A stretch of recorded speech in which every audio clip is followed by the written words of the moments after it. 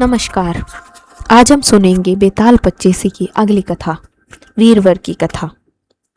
महाशमशान के उस शीशम से राजा विक्रमादित्य ने बेताल को फिर से नीचे उतारा और पहले की ही तरह उसे अपने कंधे पर डालकर वापस लौट चला। कुछ आगे चलने पर बेताल ने फिर राजा से कहा, राजन, उस दुष्ट भिक्षु के लिए तुम इतना परिश्रम क्यों कर रहे हो? इस निष्फल परिश्रम में तुम्हारा विवेक भी तो नहीं दिख पड़ता।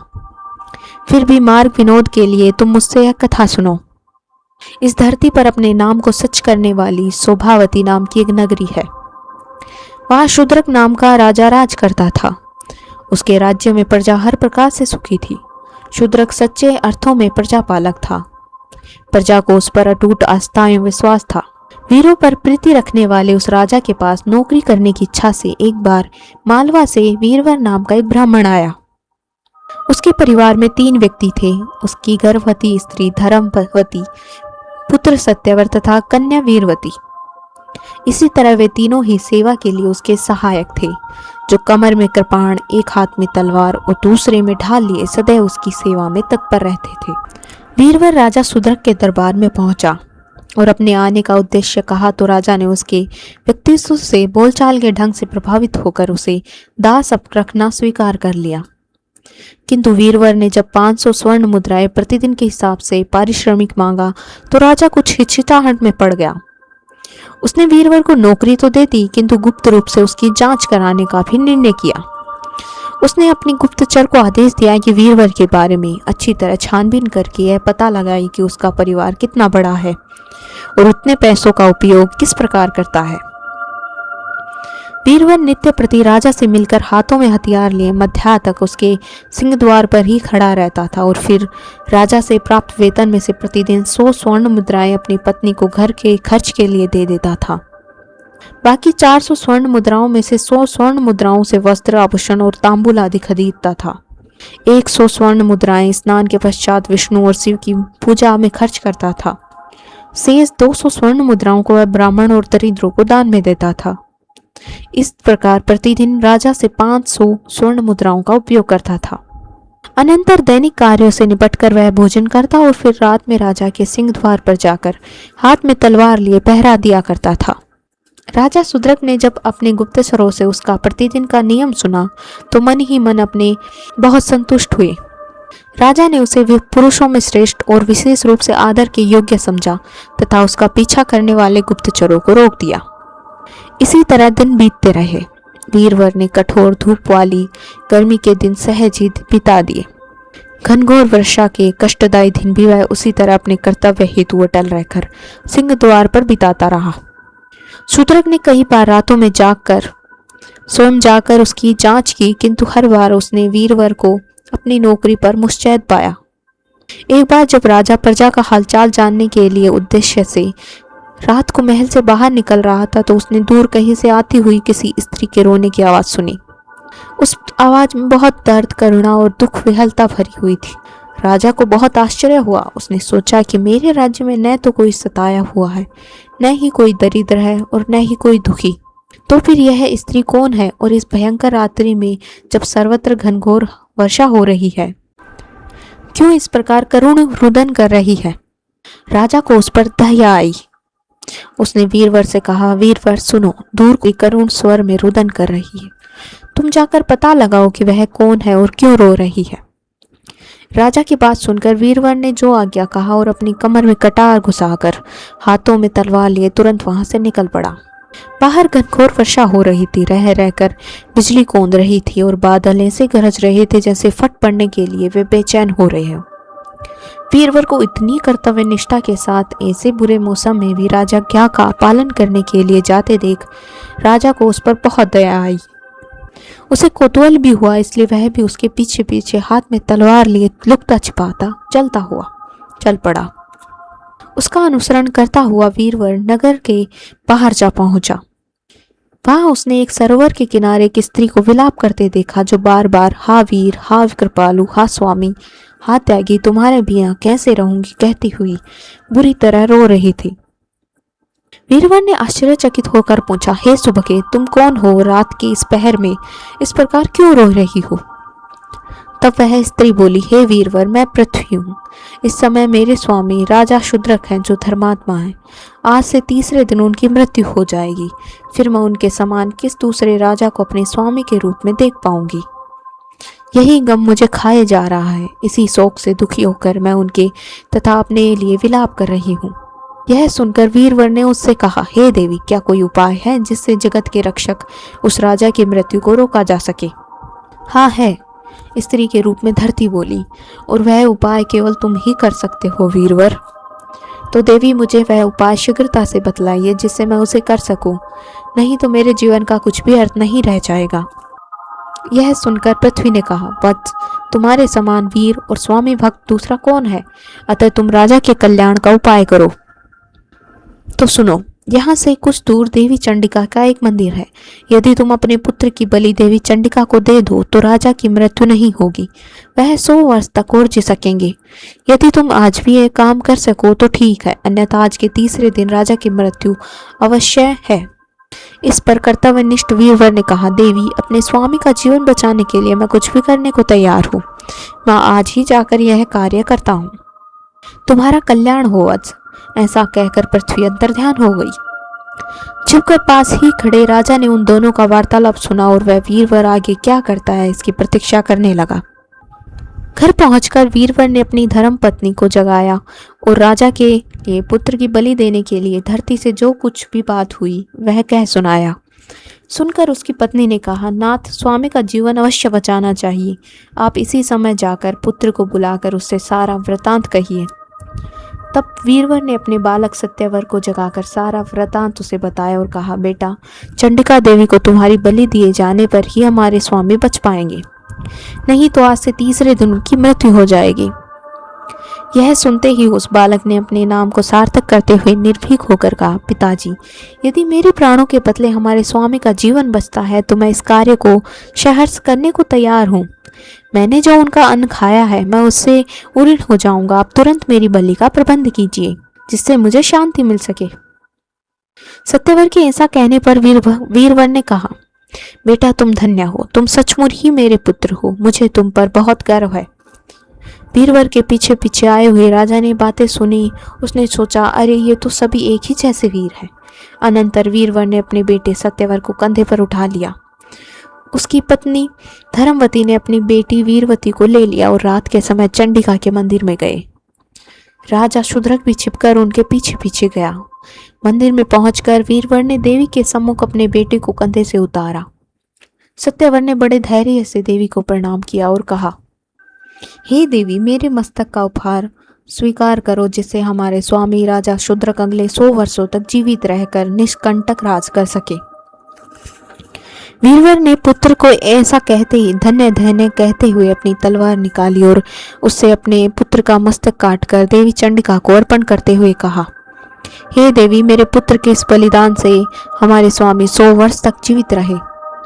उसी समय अंतरिक्ष से आकाशवाणी हुई, हे वीरवर, तुम धन्य हो। तुम्हारे समान स्वामी भक्त और कोई नहीं, जिसने अपने एकमात्र गुणी पुत्र का बलिदान देकर अपने राजा शूद्रक को जीवन दिया है। राजा शूद्रक छिपकर ये सारी बातें देख और सुन रहे थे। तभी वीरवर की कन्या वीरवती आगे बढ़ी और मरे भाई के मस्तक को आलिंगन करती हुई शोक से विहल बुरी तरह रोने लगी। तब उसने भी अपने प्राण त्याग दिए। यह देखकर वीरवर की पत्नी ने कहा, हे स्वामी, राजा का कल्याण तो हो गया। अब मैं भी आपसे कुछ कहती हूँ। हमारा पुत्र चला गया, बेटी भी शोक में अपने प्राण त्याग चुकी है, तो मैं जीकर क्या करूँगी? मुझ मूर्ख ने राजा के कल्याण के लिए पहले ही देवी को अपना मस्तक क्यों नहीं दे दिया? इसलिए अब मेरी आपसे यही प्रार्थना है कि मुझे भी आज्ञा दें कि मैं अपने बच्चों के शरीरों के साथ अग्नि में प्रवेश करूं। जब धर्मवती ने आग्रह पूर्वक ऐसा कहा तो वीरवर बोला, हे मनस्विनी, ठीक है, तुम ऐसा ही करो, तुम्हारा कल्याण हो।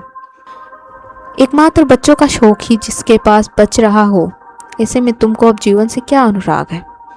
तुम्हें इस बात का दुख होना चाहिए कि मैंने पहले ही अपने प्राण क्यों नहीं त्याग दिए। यदि किसी और के मरने से राजा का कल्याण होता तो मैं पहले ही अपना जीवन उत्सर्ग न कर देता, किंतु तुम थोड़ी देर ठहर जाओ, तब तक मैं तुम्हारी चिता के हेतु कुछ लकड़ियों का प्रबंध कर देता हूँ। यह कहकर वीरवर ने लकड़ियों की चिता तैयार की, अग्नि से उसे प्रज्वलित किया और उस चिता पर दोनों बच्चों के शव रख दिए। तब उसकी धर्मपरायण पत्नी उसके पैरों में जा गिरी। उस पतिव्रता ने देवी को प्रणाम करके कहा, हे देवी, मुझे आशीर्वाद दीजिए कि अगले जन्म में भी यही आर्यपुत्र मेरे पति हों और यही राजा मेरे स्वामी। मेरे इस शरीर त्याग से इनका कल्याण हो। यह कहकर वह साध्वी स्त्री भयानक लपटों वाली उस चिता की अग्नि में इस प्रकार कूद पड़ी मानो जल में कूद पड़ी हो। इसके बाद पराक्रमी वीरवर ने सोचा, आकाशवाणी के अनुसार राजा का काम तो हो गया। मैंने राजा का जो नमक खाया उससे ऊर्ण हो गया। अब मुझे अकेले को ही अपने जीवन से मोह क्यों रखना चाहिए। जो मरण करने योग्य थे, प्यारे थे, उन सभी अपने कुटुंबी जनों का नाश करके अकेला अपने जीवित रखने का मुझ जैसा कौन अभागा व्यक्ति होगा। तो फिर मैं भी क्यों ना अपने शरीर की बलि देकर देवी को प्रसन्न करूं। ऐसा सोचकर वह देवी को प्रसन्न करने के लिए उसकी स्तुति करने लगा। हे देवी, हाथों में शूल धारण करने वाली महिषासुर मर्दानी, जगत जगनी, तेरी जय हो। हे माता सर्वव्यापिनी, आप देवताओं को प्रसन्नता देने वाली है, तीनों लोकों को धारण करने वाली है। हे माता, सारा संसार तुम्हारे चरणों की वंदना करता है। अपने भक्तों की मुक्ति के लिए तुम ही शरण रूप हो, तुम्हारी जय हो। हे काली, जय कपालिनी, जय कंकालिनी, हे कल्याणमयी, आपको नमस्कार है। मेरे मस्तक का उपहार स्वीकार कर तुम राजा शूद्रक पर प्रसन्न हो। तत्पश्चात देवी की स्तुति करके वीरवर ने झटपट तलवार से अपना मस्तक काट डाला। वहां छिपकर शूद्रक ने सारी बातें देख रहा था। दुख से विकल होकर उसने आश्चर्यचकित सोचा, हे भगवान, मेरे लिए सज्जन पुरुष और उसके परिवार ने यह कैसा दुष्कर कार्य कर डाला। ऐसा तो न कहीं देखा और न सुना। इस विचित्र संसार में इसके जैसा धीर वीर पुरुष और कहाँ मिलेगा जो बिना कहे सुने परोक्ष में अपने स्वामी के लिए अपने प्राणों तक अर्पित कर दे। यदि इसके उपहार का प्रत्युपकार मैं न कर सकूं तो मेरे राजा होने का अर्थ ही क्या रह गया। फिर तो मेरे और एक पशु के जीवन में कोई अंतर ही नहीं है। ऐसा सोचकर राजा शूद्रक ने अपनी तलवार म्यान से निकाली और देवी की प्रतिमा के सामने प्रार्थना की, हे भगवती, मैं आपकी शरण में आ रहा हूँ, अतः आप मेरे मस्तक का उपहार लेकर प्रसन्न हो और मुझ पर कृपा करें। अपने नाम के अनुरूप आचरण करने वाले इस वीरवर ने मेरे लिए ही अपने प्राणों का त्याग किया है, अतः मेरे प्राण लेकर आप प्रसन्न हो और वीरवर तथा उसके पुत्र पुत्रियों पत्नी को पुनर्जीवित कर दें। यह कहकर राजा ने जो ही तलवार से अपना मस्तक काटना चाहा, तभी आकाशवाणी हुई, हे राजन, तुम ऐसा दुस्साहस ना करो। मैं तुम्हारी वीरता से प्रसन्न हूँ। मेरा आशीर्वाद है कि यह ब्राह्मण तत्काल अपने परिवार सहित जीवित हो जाए। इतना कहकर आकाशवाणी मौन हो गई। वीरभर भी अपने पुत्र, कन्या तथा पत्नी सहित अक्षत शरीर होकर जी उठा। यह दृश्य देखकर राजा फिर छिप गया और प्रसन्नता के आंसुओं से भरी आंखों से उन्हें देखता रहा। वीरवर ने अपने बच्चों तथा स्त्री सहित अपने को भी सोता हुआ सा देखा और उसका मन भ्रांत हो गया।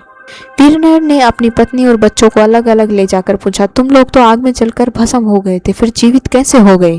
और मैंने भी तो अपना मस्तक काट डाला था, मैं भी जीवित बचा हूँ। यह मेरी भ्रांति है या देवी ने सचमुच हम पर कृपा की है? वीरवर के ऐसा कहने पर उसकी पत्नी एवं बच्चों ने कहा, पिताश्री, हम लोग सचमुच जीवित हो गए हैं, यह देवी का अनुग्रह है। यद्यपि हम सभी यह बात जान नहीं पाए हैं। वीरवर ने भी यही समझा कि ऐसी ही बात है, पर उसका काम पूरा हो चुका था, अतः वह अपनी स्त्री एवं बच्चों सहित अपने घर लौट आया। घर पर स्त्री एवं बच्चों को छोड़कर उसी रात वह पहले की तरह फिर से राजा की ड्योढ़ी पर जा पहुंचा और अपनी नौकरी पर मुस्तैद हो गया। यह देखकर राजा शूद्रक भी अब सबकी आंखें बचाकर फिर अपने महल की छत पर जा चढ़ा। वहां से राजा ने पुकार कर पूछा, ड्योढ़ी पर कौन है? तब वीरवर ने कहा, स्वामी, यहाँ मैं हूँ। आपकी आज्ञा से मैं उस स्त्री को देखने गया था, पर मेरे देखते ही देखते वह गायब हो गई। वीरवर की यह बात सुनकर राजा को बड़ा विस्मय हुआ, क्योंकि उसने तो सारा हाल अपनी आंखों से सामने देखा था। वह सोचने लगा, यह कैसा मनस्वी पुरुष है जो धीर वीर एवं समुद्र के समान गंभीर है। अभी अभी इसने जो कुछ किया है उसका एक शब्द भी अपने मुंह पर लाना नहीं चाहता। धन्य है वीरवर, ऐसे वीर पुरुष सौभाग्य से ही किसी किसी को नसीब हुआ करते हैं। इसी तरह की बातें सोचता हुआ राजा चुपचाप महल की छत से उतर आया। बाकी की रात उसने अंतपुर में जाकर बिता दी। सवेरे वीरवर राज दरबार में राजा के दर्शन करने गया। उसके कार्यों से प्रसन्न होकर राजा ने पिछली रात का सारा विवरण अपने मंत्रियों से कह सुनाया। सुनकर वे सभी आश्चर्य के सागर में डूब गए। राजा ने प्रसन्न होकर वीरवर तथा उसके पुत्र को कर्णात का राज्य दे दिया। राज्य पाकर अब वे दोनों समान वैभव वाले तथा एक दूसरे का फल चाहने वाले बन गए। इस प्रकार राजा शूद्रक और राजा वीरवर दोनों ही सुखपूर्वक रहने लगे। बेताल ने अद्भुत कथा सुनाकर राजा विक्रमादित्य से पूछा, हे राजन, यह बतलाओ कि उन दोनों में बड़ा वीर कौन था? जानते हुए भी यदि नहीं बतलाओगे तो पहले की तरह ही तुम्हें शाप लगेगा। यह सुनकर राजा ने बेताल को उत्तर दिया, हे बेताल, उन दोनों में से बड़ा राजा शूद्रक ही था। बेताल बोला, राजन, सबसे बड़ा वीर क्या वीरवर नहीं था? उसने तो स्वयं राजा के कल्याण हेतु अपना मस्तक काट डाला था।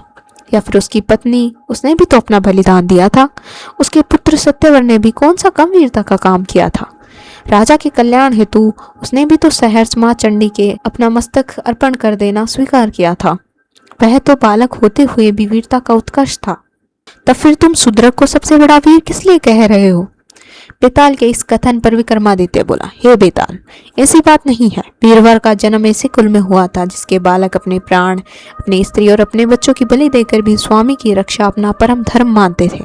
वीरवर की पत्नी भी कुलीन वंश की थी। वह पतिव्रता थी। वह पति को ही अपना एकमात्र देवता मानती थी। पति के मार्ग पर चलने के अतिरिक्त उसका कोई दूसरा कार्य नहीं था। उनसे उत्पन्न सत्यवर भी उन्हीं के समान था। जाहिर है जैसा सूत होगा वैसा ही कपड़ा भी तैयार होगा। लेकिन जिन चाकरों से राजा लोग अपने जीवन की रक्षा करवाते हैं, राजा शूद्रक उन्हीं के लिए अपने प्राण त्यागने को उद्धत हो गया था। अतः उन सब में वही विशिष्ट था।